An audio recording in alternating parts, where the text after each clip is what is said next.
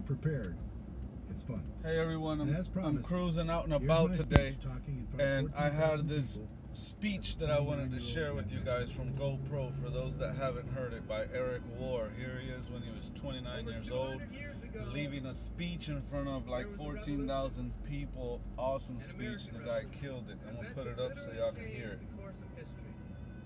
It was led by a group of unsatisfied people. People were tired of being told what. 1,000 people as a 29-year-old young man.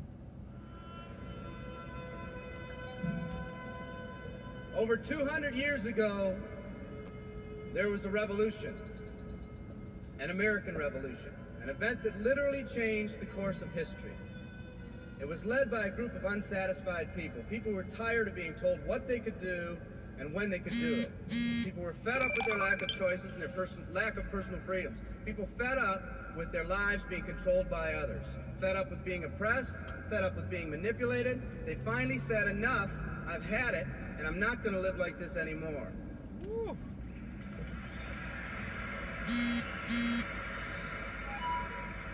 Our ancestors were people that took full responsibility for what happened to them.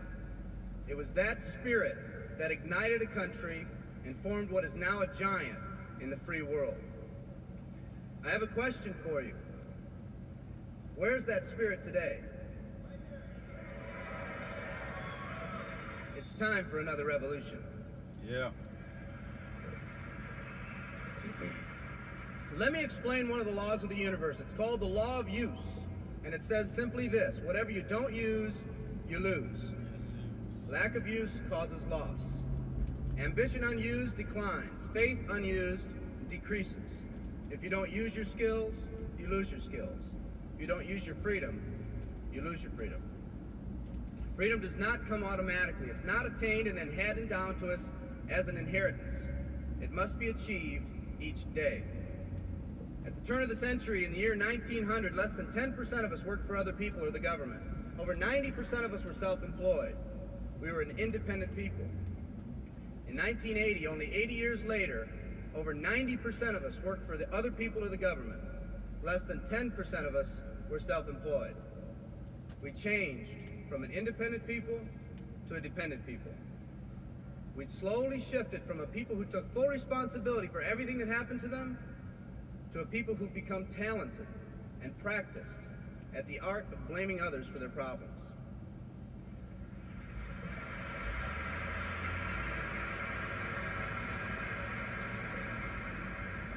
Our giant has fallen asleep. Our forefathers didn't say, who's going to take care of me?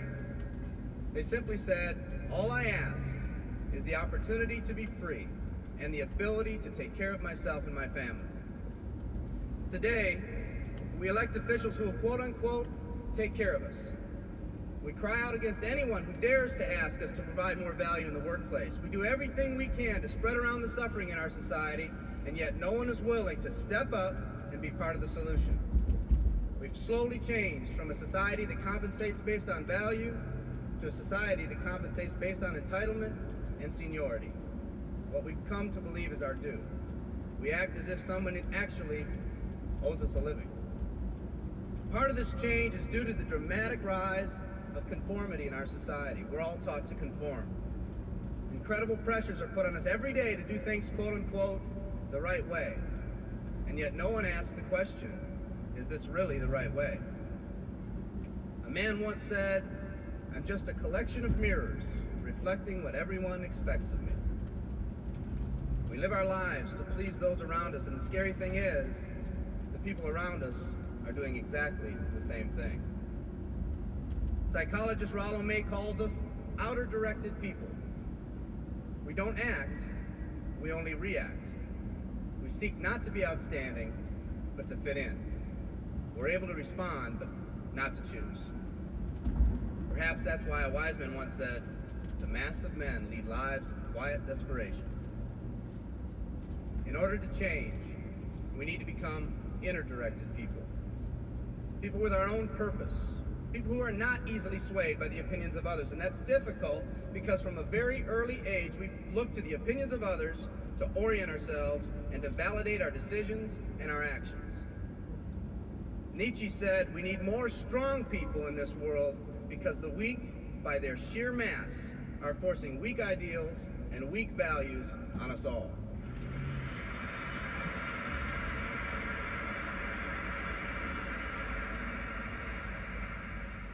Today's massive social and economic changes are waking this slumbering giant. Some people may not be ready right now for the changes happening today in today's society. It doesn't matter if they're ready or not. An old proverb says, if a man wants his dreams to come true, he must first wake up.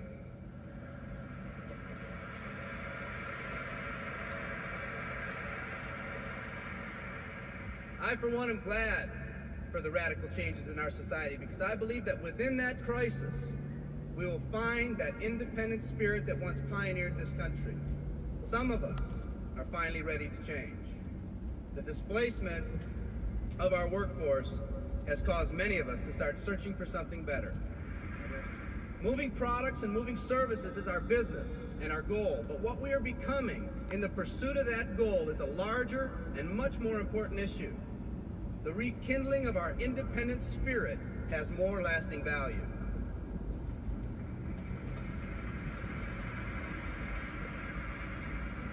There's no more noble a business than the business that encourages the development of people.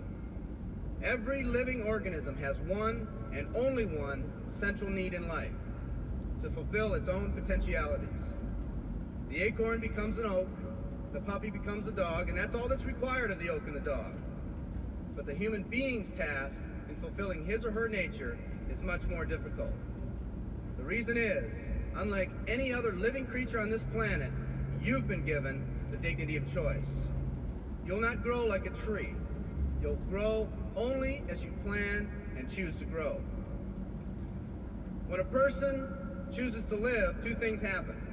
First, assuming responsibility for themselves takes on a whole new meaning. They accept responsibility not as something they've been saddled with, but as something they themselves have chosen. The second thing that happens is that discipline from the outside is replaced by self-discipline. They accept discipline not because it's commanded, because they themselves have chosen what they want to do with their lives.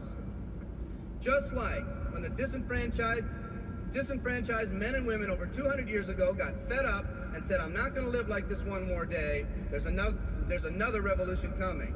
It's coming not just from Americans, but from people all over the world.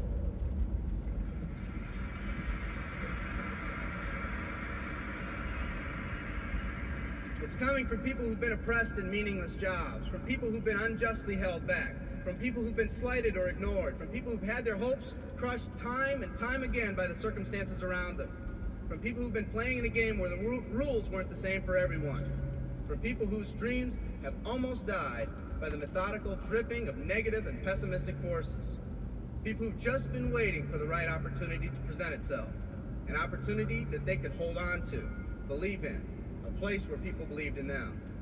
I hear the rumbling of this coming revolution every day. The old rules are changing, and society is finally ready for that change.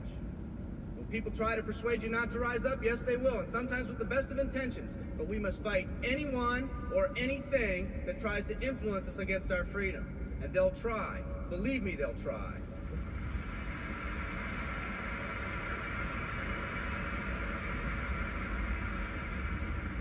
They'll try to suggest you off course, to nudge you off course, to distract you off course. There's another revolution coming, and it's going to be led by a group of unique and courageous people like you.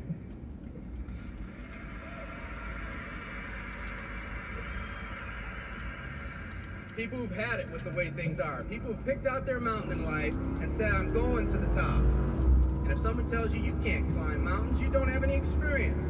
You tell them, I'm going to the top.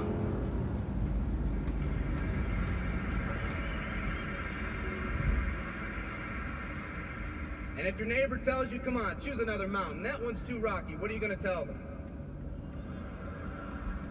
And if someone tells you, let's go over here where it's not so steep, what are you going to tell them? And if someone says network marketing, what are you going to tell them?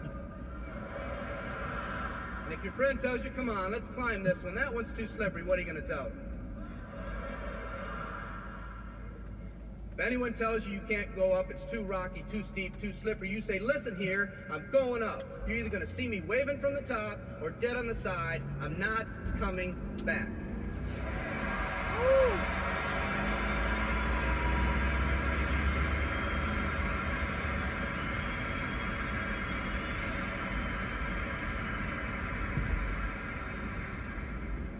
Something about the do-or-die attitude. It's almost like when someone has a do-or-die attitude, time, fate, and circumstances seem to get together, have a hasty conference, and they say they're going to do it or die. We might as well let them have it.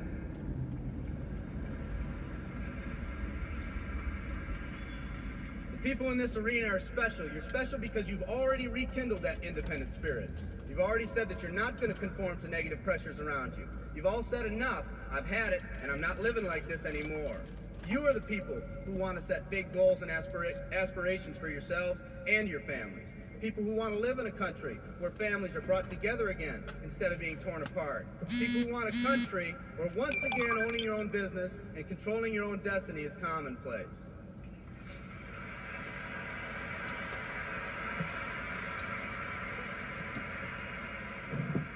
People who want a country where every man, woman, and child is treated with equal respect and dignity.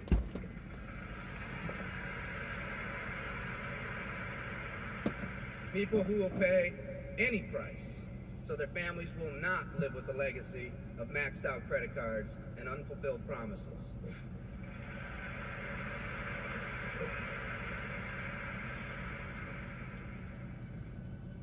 Today, we stand at the genesis of a new revolution, and people like you are going to lead it. Theodore Roosevelt said these words decades ago, and I think they're particularly appropriate today.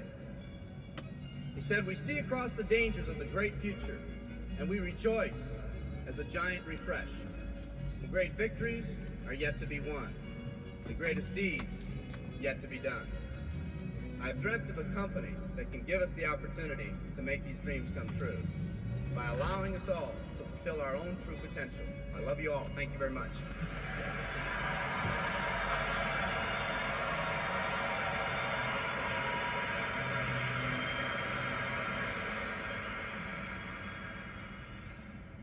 Chapter 7.